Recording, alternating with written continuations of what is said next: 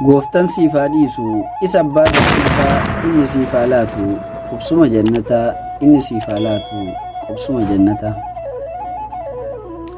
Haceekoo dhuguma nyaatamte haceekoo imaltee akkasitti roorrisan durumaa hubatte sibituu dadhabnaan rasaasan si nyaatte maqaa kee himachaa diina sitti taate har'a guyyaa ifaan halkan nutti taate har'a guyyaa ifaan halkan nutti taate.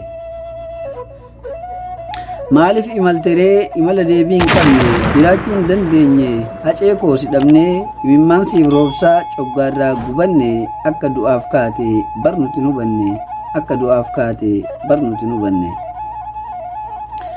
Ati ammas jirta seenaa ol kaawwattee tokkummaa nu barsiiftee jaalala nu barsiiftee Oromoof Oromiyaa amaanaa nutti dhiiftee osoo nuti hin beekin nu biraa godaante osoo nuti hin beekin nu biraa godaante. Alagaadhaa miti keenyumatti si nyaate eessa nurraa deemte haceekoo maal taate eenyutti nu dhiifte nu biraa godaante Oromiyaa teetiin maaliif gargar baate Oromiyaa teetiin maaliif gargar baate. Ati dhugaa leencaa gootan beeyne sodaa gariin si bituudhaaf cal'isee siin oodaa gariin diina faarsaa sitti babbaroodaa jarri sin hubanne akka taate goota jarri sin hubanne akka taate goota.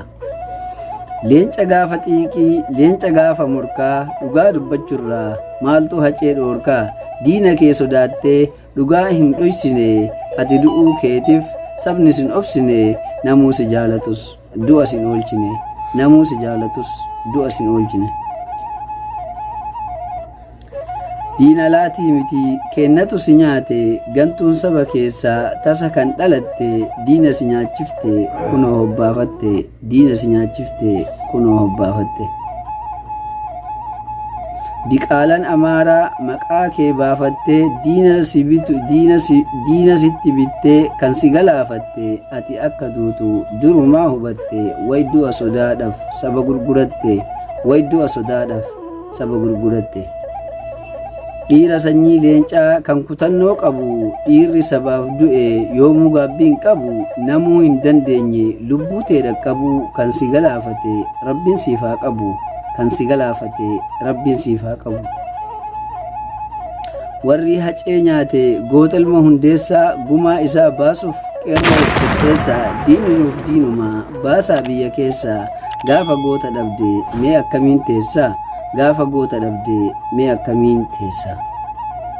Warri diina wajjin hacee galaafate amma nu gowwomsuuf afaan mi'eeffatee nu sossobuuf deemus miidiyaan mul'ate eenyutu dhagahaaf waan jarri dubbate sossobbii isaanii ummanni hubate sossobbii isaanii ummanni hubate. Gooftan siif haa dhiisu isa abbaan rahmataa inni siif haa laatu qubsuma jannataa inni siif haa laatu qubsuma jannataa.